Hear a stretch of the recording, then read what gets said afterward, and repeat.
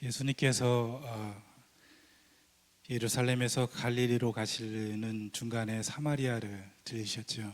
수가성이었는데요. 예수님께서 목이 마르셨는지 이제 야곱의 우물에 앉으셨습니다. 그때 우물가에 한 여인이 물을 기르러 오게 된 것이었습니다. 그 우물에서 이제 물을 기르기 위해서 왔지만 거기서 이제 우리의 유일하신 구원자이신 예수님을 만나게 되는 거죠. 처음에 그녀는 자신에게 필요한 것은 오직 물이라고 생각을 했습니다. 그런데 예수님을 통해서 정말 자신에게 필요한 것은 육신의 갈증이 아니라 영혼의 갈증인 것을 깨닫게 되고 생수라는 것을 알게 되었습니다. 예수님께서 자신을 은연 중에 말씀 가운데 대화 중에 메시아라는 것을 드러내게 되는데 그 여인은 그 예수님께서 말씀하시는 내용들을 듣다가 이분은 바로 메시아라는 것을 깨닫게 됩니다. 그리고 구원자라는 것을 깨닫게 되었고요. 그리고 이제 이 여인은 예수님을 메시아로 인정하고 그리고 그 예수님을 영접하는 것을 보게 됩니다. 여기서 우리는 예수님이신 구원자이신 예수님을 만나게 되는 한 여인을 보게 되면서 또 예수님을 우리는 봐야 된다는 겁니다. 그것은 무엇인가 하면은 예수님의 모습 속에는 전도자, 선교사의 모습이 있다는 것입니다. 예수님께서는 먼저 찾아 나서시는 전도자라는 겁니다. 예수님께서는 많은 사람들을 직접 찾아 나서면서 만나시면서 복음을 증거하고 있는 것입니다. 우리가 흔히 이런 얘기합니다. 예수님 닮고 싶습니다. 근데 제가 보니까 그 성격은 잘 안 닮는 것 같아요. 이게 잘 안 바뀌더라고요. 저도 그렇습니다. 근데 제가 볼 때는 전도만큼은 훈련하면 되더라고요. 그래서 우리 예수님 닮고 싶습니다. 그럼 나가셔서 전도하면 됩니다. 그러면 예수님 닮은 그런 모습을 우리가 보여줄 수 있다는 겁니다. 참된 예배를 드리는 분들도 마찬가지입니다. 여러분, 우리가 모여서 예배하고 하나님 말씀 듣고 찬양하고 기도할 때 이것은 자연이에요. 왜 그렇습니까? 하나님은 우리 아버지이시기 때문에 우리는 당연히 그분을 예배합니다. 여러분,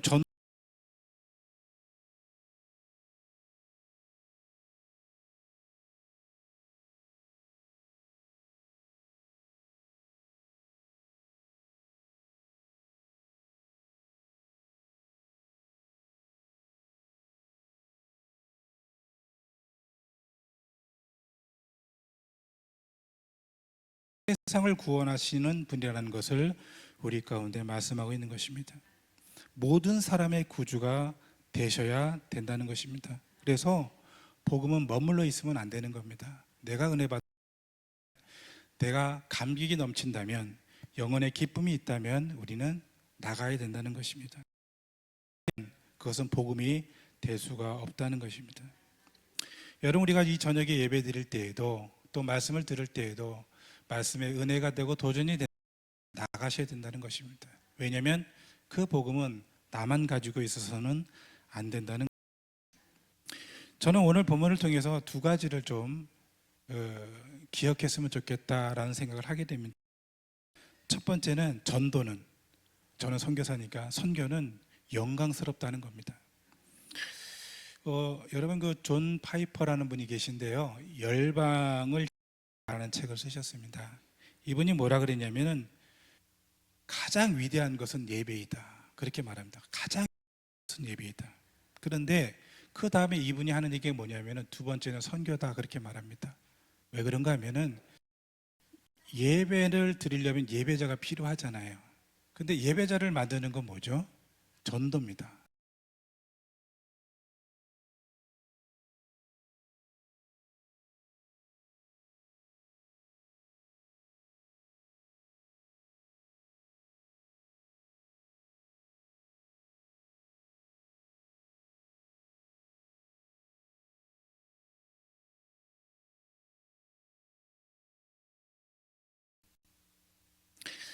하나님은 이스라엘 백성들을 부르셨습니다. 왜 부르셨죠? 축복의 통로를 삼기 위해서 부르셨습니다. 그것은 무슨 의미를 갖고 있습니까? 예배자들을 불러 모으시기 위해서 먼저 부르신 것입니다. 그리고 35절에 보게 되면 눈을 들어 밭을 보라 말씀하십니다. 그냥 무심하게 보라는 것이 아니죠. 눈을 들어서 집중해서 밭을 보라는 겁니다. 국률한 마음으로, 안타까운 마음으로 바라보라는 겁니다. 내 주변에 있는 사람들을 보라는 겁니다. 그들이 목말라 하고 있다는 것입니다. 그것을 볼 수 있는 눈이 필요한 것입니다. 그래서 우리는 눈을 들어서 영혼들을 봐야 됩니다. 그 영혼이 죽어가고 있는지, 정말 복음이 지금 당장 필요한 사람인지를 보아야 된다는 것입니다.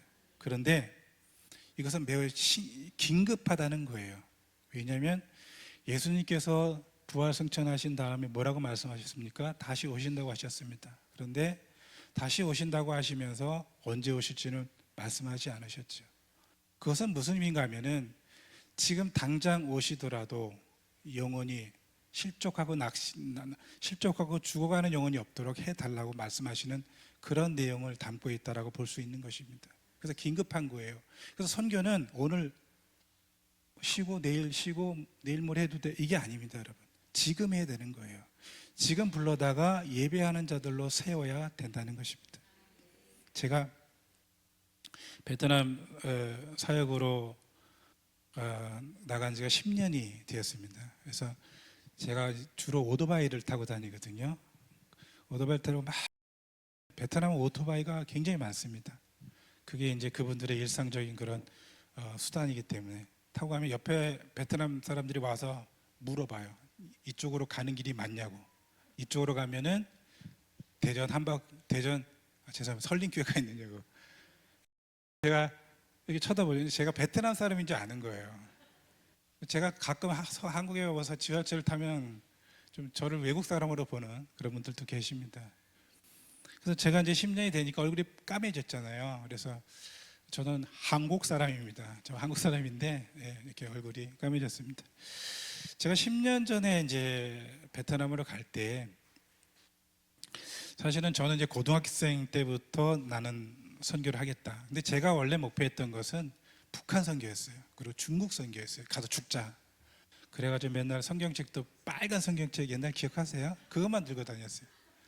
저랑 같이 있었던 그 교회 같이 다녔던 우리 형님 뻘이 되시죠. 그분도 신학을 하셨는데 그분은 무조건 성경책을 사면 거기다 순교 썼습니다. 근데 아직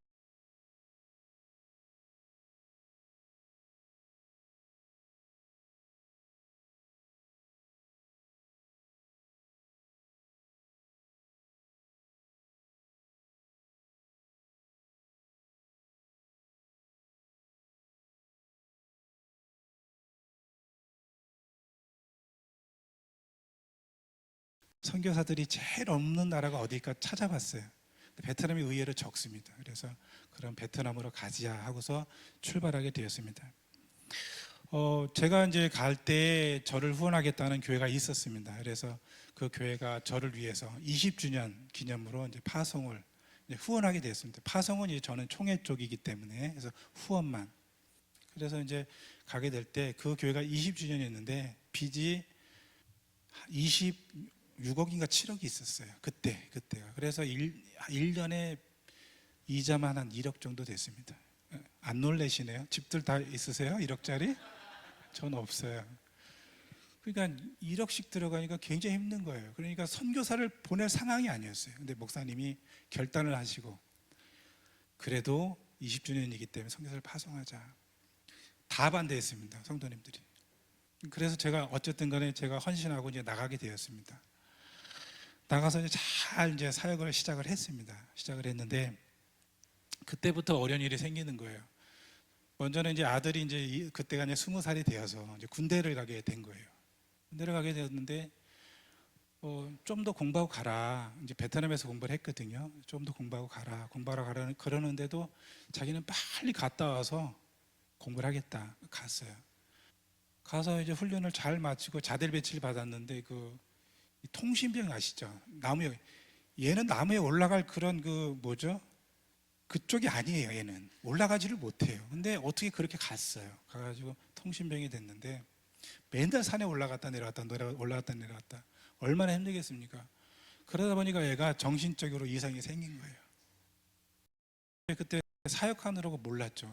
그래서 군대에서 그때 그 대대장님이 중령님이신가요? 맞죠? 연락이 온 거예요. 중령님이 전화 안 합니다, 여러분. 특별한 일이 아니면 안 오는데 연락이 온 거예요. 군 부대로 오라고. 저는 못 갔습니다. 왜냐면은 제 사역이 있었기 때문에. 그래서 아내가 이제 갔습니다. 갔는데 엄청 심각한 상황이었는데 저는 몰랐죠. 그래서 뭐 괜찮을 것 같다라고 생각하고서 이제 드디어 이제 군 부대에서는 이제 그 뭐라 그러죠? 예, 의가사 제대를 군대 갔다 오셨습니까? 의가사 제대를 시켰어요. 시켜가지고 나왔습니다.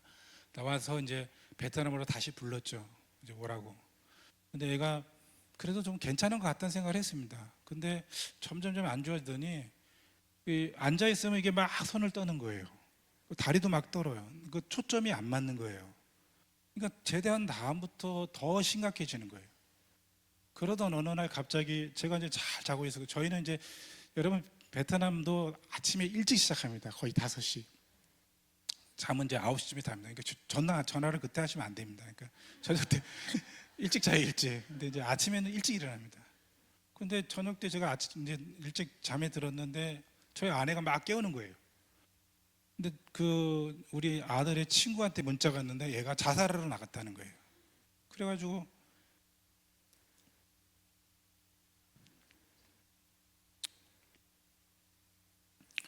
이제 엄마가 이제 놀래가지고 이제 찾았죠.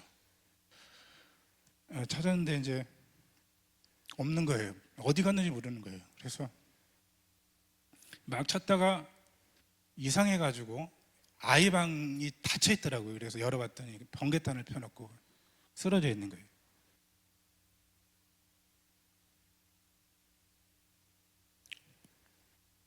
그리고 이제 빨리 깨웠어요. 깨우고 번개탄을 버리고 그리고 나서 이제 앉혀서 얘기를 하면서 한국으로 가라. 이제 그리고 나서 이제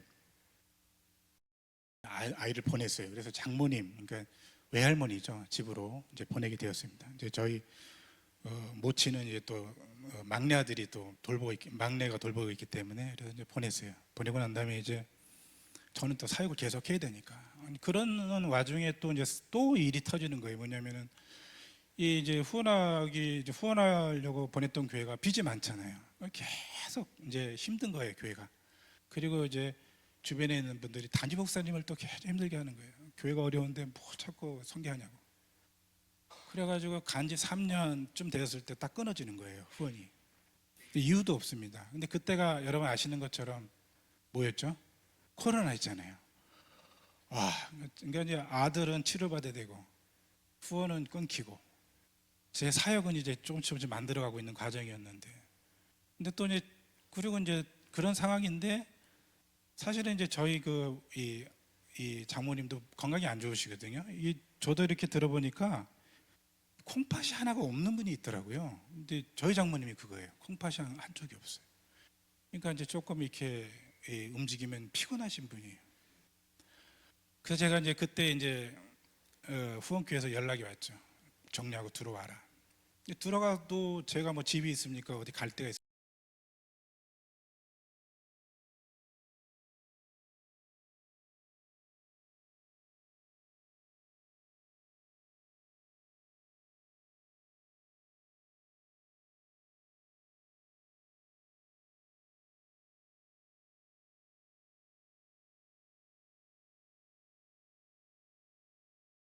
뭘 하나를 제가 이루고 가야 되지 않습니까? 이제 그 얘기를 한 거죠. 그거를 계속 매일매일 기도한 거예요. 그러면서 이제 지내는데 한 2달이면 이제 저희가 이제 생활비가 없는 거예요. 그래서 이제 그때부터 이제 문제가 생기기 시작하겠다 생각하고 이제 짐 쌀 준비하는 거죠. 근데 이제 그때부터 2달 동안 제가 기도를 했는데 2달부터 풀리기 시작하는 거예요. 저희 아내가 좀 일을 합니다. 근데 바이올린을 해요, 바이올린. 바이올린을 하기 때문에 이제 여기 국제학교에서 연락이 왔어요. 일하러 오라고. 무조건 가라. 무조건 가라, 무조건. 이제 라면 먹지 말고 밥 좀 먹자. 무조건 가라 그랬어요. 갔어요. 가가지고 지금까지 일을 해요. 그러니까 벌써 6년이 됐죠. 감사한 거는 그 학교가 우리 아내가 나이가 많지만 안 자르더라고요. 그래서 어쨌든 잘하고 있습니다. 그리고 나서 이제 또 저를 그때 코로나 때 도와줬던 많은 분들이 계신데 그분들하고 사역들이 계속 연결이 되는 거예요. 그러면서 지금 하고 있는 사역들이 막 확장이 된 거예요. 저를 도왔던 목사님. 제가 이제 먹을 게 없으니까 이제 그 현지 목사님이 채소를 갖다 주고 쌀을 갖다 주고 그분하고 제일 친해졌어요. 예, 그래가지고 그분하고 지금 사역을 열심히 하고 있습니다. 세미나 사역도 하고 공단 사역도. 공단에 이제 그 중국 공단에 저희가 사역 들어가거든요. 걔네들이 하루에 14시간을 일을 해요. 월급은 30만 원뿐이 못 받아요. 토요일 날도 안 쉬어요. 그래서 거기다가 교회를 세웠죠. 물론 이제 제가 뭐 재정이 있어 후원이 있어서 세운 건 아니기 때문에 근데 이제 소개를 하고 거기 이제 세워지게 되었어요. 그래서 지금 이제 이따 이제 사진을 보겠지만 저희가 처음에 그 시작할 때 50명에서 70명 정도가 조그만 골반 같은 데서 모였는데 지금 170명이 모여요. 예배자가 엄청나게 부흥이 됐어요. 그래서 지금 이제 그 교회가 교회 건축을 하겠다고 지금 준비하고 있는데 어쨌든 그렇게 하다 보니까 사역들이 계속 확장이 되는 겁니다. 그러면서 이제 제가 이 그 학생들 사역을 하고 공단 사역을 하고 하면서 확장이 막 되는데 너무나 많아진 거예요. 그래서 제가 지금 감당할 수가 없는 거예요. 그래서 제가 하나님께 지금 기도하는 건 뭔가 하면은 저는 굶어도 되지만 사역은 해야 되지 않습니까? 그래서 사역할 수 있는 사역을 도울 수 있는 교회가 필요합니다, 목사님. 하나님하고 제가 기도를 하고 있는 거예요. 그런 과정 속에서 지금 사역들은 잘 안정이 되고 있습니다. 혹시 PPT가 준비가 됐나요? 네, 한번 보시면서 제가 해도 좋을 것 같습니다. 지금 이제 끝날 때 됐습니다. 이거 보시고 제일 먼저는 이제 기숙사 사역인데 이것도 이제 이 세팅해 주신 분이 계셔요. 이제 뭐 제가 자세히 설명하지 않고요. 기숙사는 이제 대부분 이제 그 베트남은 이 지도를 보면은요. 하노이에서 호치민, 남쪽이 호치민이죠. 맨 위 하노이가 수도죠. 여기 200km예요. 그럼 공부를 하려면은 다 기숙사 생활을 해야 돼요. 그러면 공부를 하기 위해서 도시로 내려오면 어디 묵을 데가 없잖아요. 그러면 기숙사 생활을 할 수밖에 없어요. 그래서 기숙사를 세팅하면서 제가 이 사역으로 확장을 시켰습니다. T스테이션이라는 건데 왜 T스테이션이냐면은 스테이션이잖아요. 이게 뭐냐면 정류장, 머문다는 거잖아요. 그래서 T는 뭐냐면 3예요, 3. 머물러서 움직이는. 그러니까 이 세 가지가 함께 돌아가게끔 만들어 놓은 겁니다. 한번 보실래요? 첫 번째가 뭐냐면 이제 생활 정거장, 홈스테이션. 애들이 외로워요. 탈선해요. 그래서 가정처럼, 부모처럼 돌봐주죠. 그 다음에 푸드 스테이션은 뭐냐면 배고프잖아요. 먹을 거 갖다 줘야 되잖아요. 그래서 기증받아서, 그러니까 빵이나 이런 거 기증받아서 제가 보내주고 있습니다. 그 다음에 세 번째는 해피 스테이션은 뭐냐면 행사를 해요. 최종적인 목적은 뭐냐면 예배자를 만드는 거잖아요. 그렇죠? 그게 필요한 게 해피 스테이션이에요. 예배자를 만들기 위해서 이런 과정들이 필요한 거죠. 홈스테이션은 뭐예요? 가정처럼 이렇게 기숙사를 만들어 놓고 50대 50으로 섞어서 믿는 자 안 믿는 자 섞어요. 같이 지내요. 같이 지내면서 잘 먹여요. 디륵디륵 살찌게 먹여요. 근데 저도 어떻게 주냐면 제가 주면서 너희들만 먹지 마라. 제발 나눠줘라 합니다. 그러면 다 나누고 전도해요. 그리고 나서 해피 스테이션 때 이제 예배자로 만드는 겁니다. 넘겨주실래요?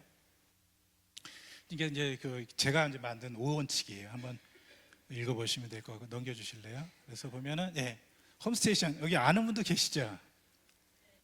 저기 이 뚱뚱하신 분 아마 자주 오셨을 거예요. 같이 하고 있습니다. 우리 그 아이들 넘겨주실래요? 밥 먹는 거. 여기는 이제 신학생들. 여기 신학생도 기숙사 생활을 합니다. 여기 이제 어디 있는 거냐? 호치민에 있는 거예요. 원래는 이제 신학교가 다낭에 있는 건데 거기가 아직 건축 중이라서 모일 수가 없어서 호치민에도 따로 옵니다. 넘겨주실래요? 푸드 스테이션 아까 얘기한 거 빵. 이게 접니다. 날씬해 보이죠? 아이들한테 빵 주고 이렇게 빵 엄청 많죠. 이게 다 이렇게 도너 받아가지고 대전에 맛있는 빵집 있던데 하여튼 도너 받아가지고 이게 나눠줘도 됩니다. 이렇게 나눠주고 있고요. 이렇게 예, 전도하려고 지금 이제 우리 기숙사생들이 이 친구한테 교회를 안 다닙니다. 갖다 주는 겁니다. 이런 식으로 김치, 빵 이렇게 넘겨주시죠. 마지막 여기는 기숙사입니다. 여기는 기숙사고 여기 똑같이 잘 먹여야 됩니다. 그래서 계속 먹이는 거. 여기 신학생들 먹이는 거. 여기 신학교. 예. 팀이 오면 무조건 가서 먹입니다. 애들이 잘 먹습니다. 잔치합니다. 예, 넘겨주세요. 자, 해피스테이션. 이번에도 이제 회에서 이제 이 치앙마이에서 행사를 했었는데 우리 그 기숙사 호치민에 있는 학생들이 3명이 참석을 했어요. 여기 저 뒤에 있는 아줌마 말고요. 이 앞에 있는 세 학생. 근데 이 아이들이 가려면 돈이 필요하잖아요. 그거를 누가 냈을까요? 설린교회에서 냈어요. 예, 제가 줬어요. 자, 이건 작년에 했던 거. 여기 이제 지금 나가는 겁니다. 저기 회 캠프, 캠프 하는 거 우리 학생들 참여시키고 있습니다. 넘겨주실래요? 예, 회 캠프 한 거. 아마 이것도 보신 적이 있을 것 같아요. 자, 넘겨주실래요? 국내 캠프. 이건 뭐냐면은 지방에 있는 애들 데려다 캠프를 해요. 2박 3일 말씀 캠프 하는 겁니다. 말씀으로 아침, 점심, 저녁 캠프 사역합니다. 근데 이제 이때 누구를 초청하냐면은 얘네들만 하는 게 아니라 기숙사생들도 같이 초청을 해요. 왜냐하면 그게 저희 목적이기 때문에 그래서 행사를 합니다. 넘겨주실래요? 이거는 이제 목회자 세미나 아까 말씀하신 목회자 세미나 했던 거 이건 다낭입니다. 1년에 저희가 4번 정도 하고 있습니다. 예. 공부하고 있는 모습. 이분들은 신학 공부를 제대로 못했기 때문에 꼭 필요합니다.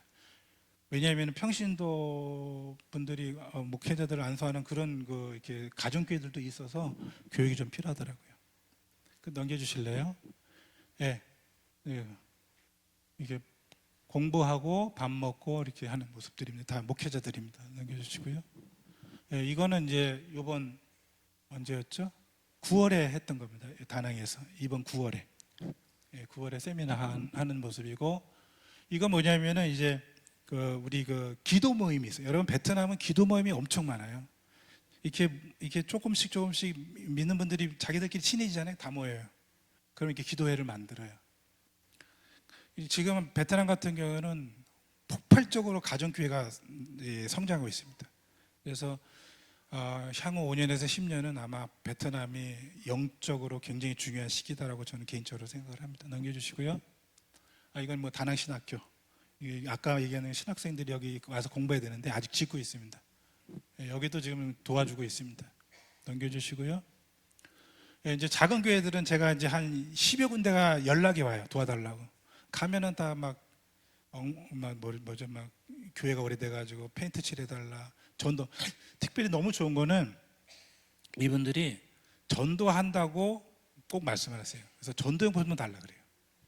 그러면 몇 명 오시는데 여러분 50명. 베트남 교회가 왜 좋은가 하면은 추석 때 있죠. 그리고 설에 있죠. 그 다음에 크리스마스 있죠. 무조건 초청해요. 다. 오면은 막 주민들이 다 와요. 주변에서 막 몇백 명씩 옵니다. 특이하죠. 그러면 선물을 준비해서 주고 메시지 전하고 그리고 가요. 근데 메시지를 전할 수 있는 그런 기회들이 생깁니다. 그래서 이제 하고 있고요. 넘겨주시고요. 네, 이거는 이제 전도용품.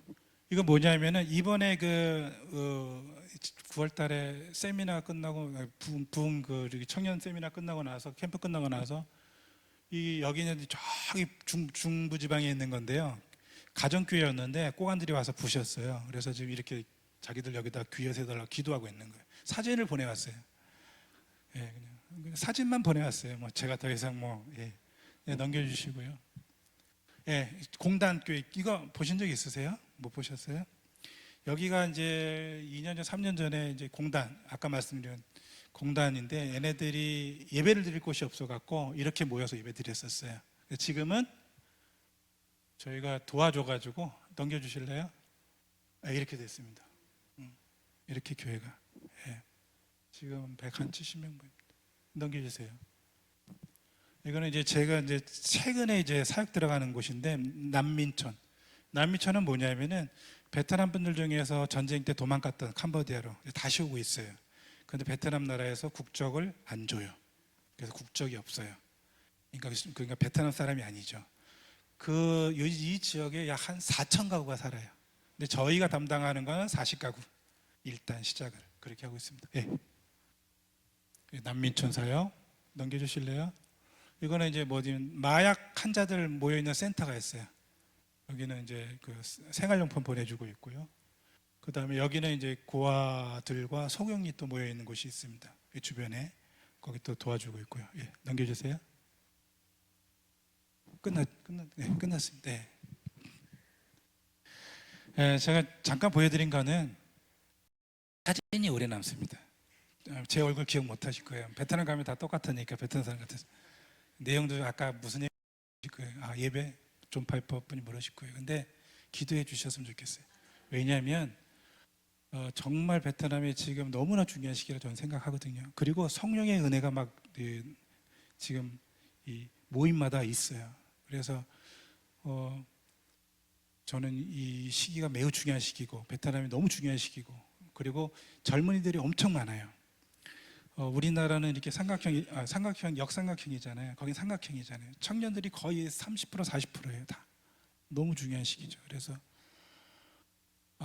기도하실 때마다 베트남이 그러면 중요한 때구나. 그리고 하는 일들이 너무 많고 사역들이 많고 그 다음에 교육자들 목회자들이 굉장히 열정적이에요. 그분들은 진짜 이렇게 한 가지 예를 들면은 교회에서 월급 못 받아요. 그래서 주중에 일하고 주일날 예배드려. 그게 일상이에요. 일상. 그래서 목회자 세미나를 하려면은 차비를 줘야 돼요. 내려오세요. 왜냐하면 내려올 돈이 없잖아요. 밥을 못 먹잖아요. 그럼 와서 공부를 할 수가 있어요. 근데 이분들이 대단한 거는 그걸 다 포기하고 생업을 또 내려와서 공부하고 또 올라가요. 그런 사역들을 열심히 하고 있습니다. 제가 협력하는 그 교단이 이제 VCM인데 거기는 전도만 해요. 교회 세워놓으면요 다른 데 또 가서 교회 세우고 그것만 하는 사람들도 있어요. 왜? 전도가 매우 중요하다고 생각하기 때문에 전도하셔야 됩니다. 못하시면 선교하시는 분들 도우셔야 돼요. 그것이 매우 중요한 일이라고 생각합니다. 기도하겠습니다. 하나님, 선교의 목적은 예배입니다. 많은 영혼들이 예배하기 원하시는 하나님, 그 예배자를 세우기 위해서 우리는 전도합니다. 선교합니다. 우리가 힘들고 어렵지만 우리의 시간과 물질을 쪼개고 우리가 기도하여서 많은 영혼들에게 복음을 전할 수 있는 믿음의 삶을 살 수 있도록 도와주시옵소서. 예수님 먼저 전도자였고 선교사였습니다. 우리가 주님의 길을 따르기 원합니다. 주님께서 함께하여 주옵소서. 예수님의 이름으로 기도합니다. 아멘.